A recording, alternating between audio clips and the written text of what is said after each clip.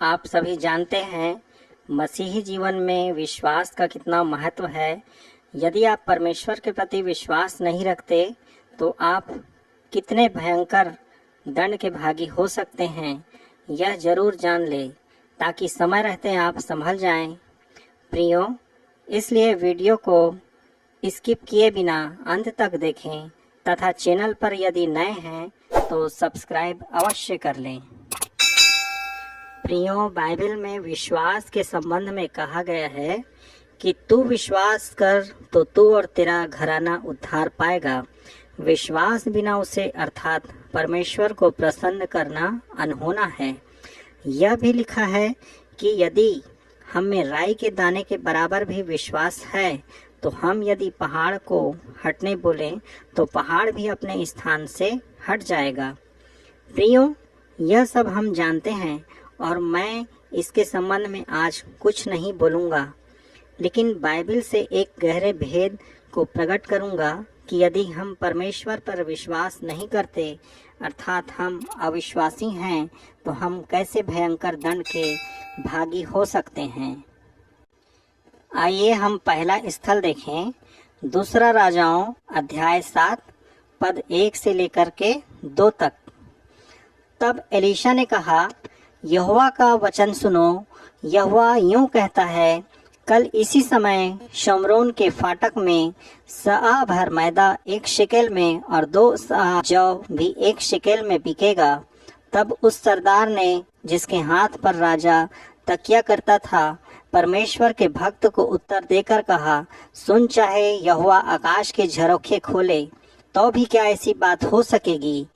उसने कहा, सुन, तू अपनी आंखों से तो देखेगा परंतु उस अन्न में से कुछ खाने ना पाएगा। प्रियो, इस स्थल पर हम यह देखते हैं, राजा का सरदार जो उस राजा के बहुत करीबी था, उसने परमेश्वर पर अविश्वास किया। उसने यहाँ तक कह दिया कि परमेश्वर यदि आकाश के झरोखे भी खोल दे तो भी यह संभव नहीं है। प्रियो, लेकिन उसे मालूम नहीं था हमारा परमेश्वर असंभव को भी संभव करने वाला परमेश्वर है। प्रियो, हम दूसरा स्थल देखेंगे। कैसी भयानक विकट परिस्थिति थी। लोग अकाल के कारण अपने निज बच्चों को, अपने ही निज बच्चों को खा जा रहे थे। दूसरा राजाओं अध्याय 6 पद 24 से 29। यहाँ पर यूं लिखा है, इसके बाद अराम के राजा बेन्हदद ने अपनी समस्त सेना इकट्ठी करके शोमरोन पर चढ़ाई कर दी और उसको घेर लिया। तब शोमरोन में बड़ा अकाल पड़ा और वह ऐसा घिरा रहा कि अंत में एक गधे का सिर चांदी के 80 टुकड़ों में और कब की चौथाई भर कबूतर की बीट 5 टुकड़े चांदी तक बिकने लगी। एक दिन इस्राएल का राजा शहर पनाह पर टहल रहा था कि एक स्त्री ने पुकार के उससे कहा, हे प्रभु, हे राजा, बचा। उसने कहा, यदि यहोवा तुझे ना बचाए तो मैं कहाँ से तुझे बचाऊं? क्या खलिहान में से या दाखरस के कुंड में से? फिर राजा ने उससे पूछा, तुझे क्या हुआ? उसने उत्तर दिया, इस स्त्री ने मुझसे कहा था, मुझे अपना बेटा दे कि हम आज उसे खा लें, फिर कल मैं अपना बेटा दूंगी और हम उसे भी खाएंगे। तब मेरे बेटे को पकाकर हमने खा लिया।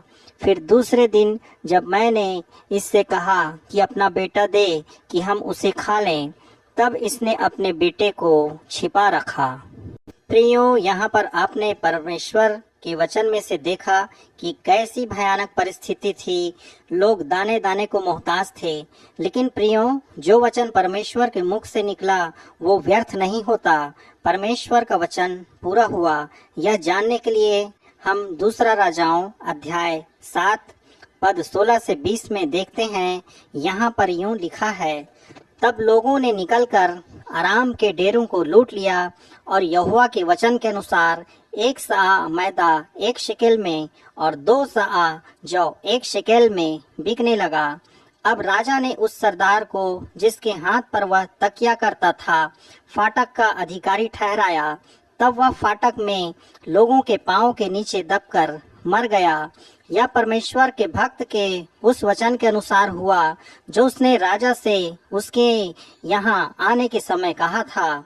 परमेश्वर के भक्त ने जैसा राजा से यह कहा था, कल इसी समय शुम्रोन के फाटक में 2 सआ जौ 1 शेकेल में और 1 सआ मैदा 1 शेकेल में बिकेगा, वैसा ही हुआ।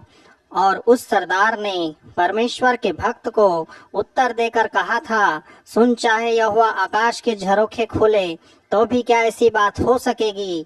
और उसने कहा था, सुन, तू यह अपनी आंखों से तो देखेगा परंतु उस अन्न में से खाने ना पाएगा। अतः उसके साथ ठीक वैसा ही हुआ। अतएव वह फाटक में लोगों के पांव के नीचे दबकर मर गया। प्रियो, आपने देखा अविश्वास का नतीजा। राजा का वह सरदार लोगों के पैरों के तले दबकर मर गया। अविश्वास हर बार अपने साथ एक दंड को लेकर आता है और हम जीवन भर संघर्ष करते रहते हैं और समझ ही नहीं पाते कि यह क्यों हो रहा है। आइए एक स्थल गिनती अध्याय 13 पद 1 से 2 में भी हम पाते हैं, परमेश्वर ने इस्राएलियों के प्रत्येक गोत्र के पीछे से एक पुरुषों को, अर्थात 12 गोत्र के पीछे 12 पुरुषों को कनान देश का भेद लेने को भेजा। यहाँ फिर इस्राएली कनान में रहने वाले दानवकद के लोगों को देखकर घबरा जाते हैं।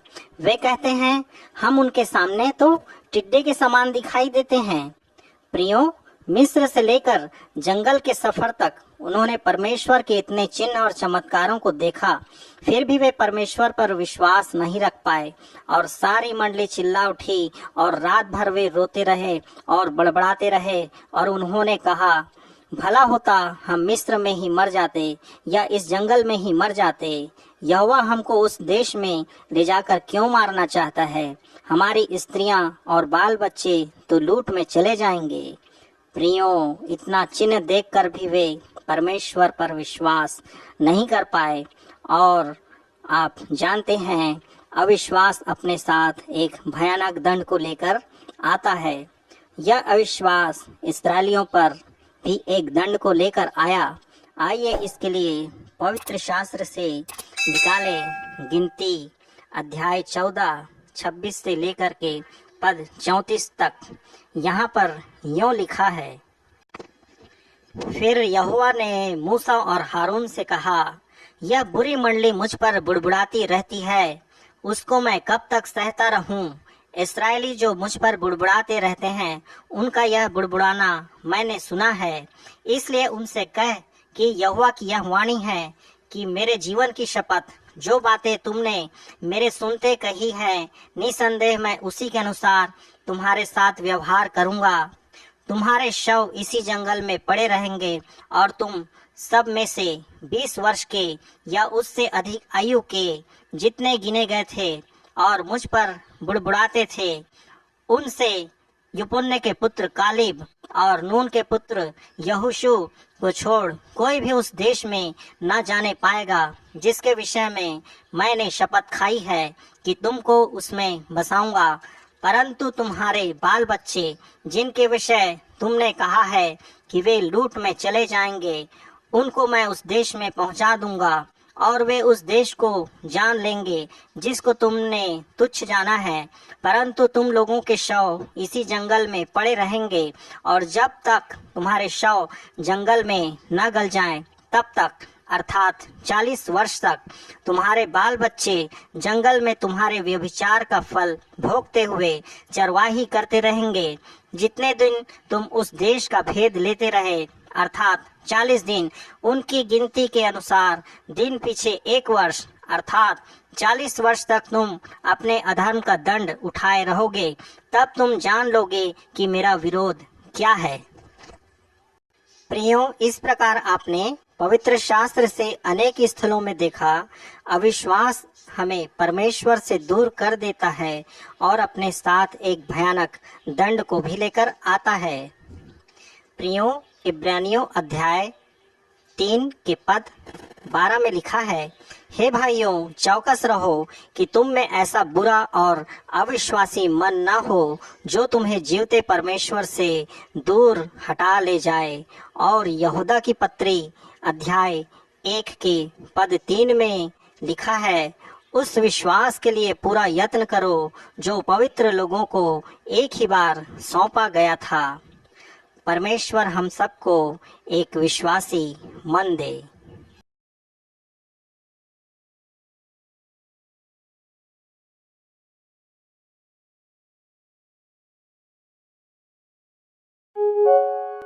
सब्सक्राइब दबाएं, लाइक करें, कमेंट लिखें और इस आशीष को शेयर कर दें।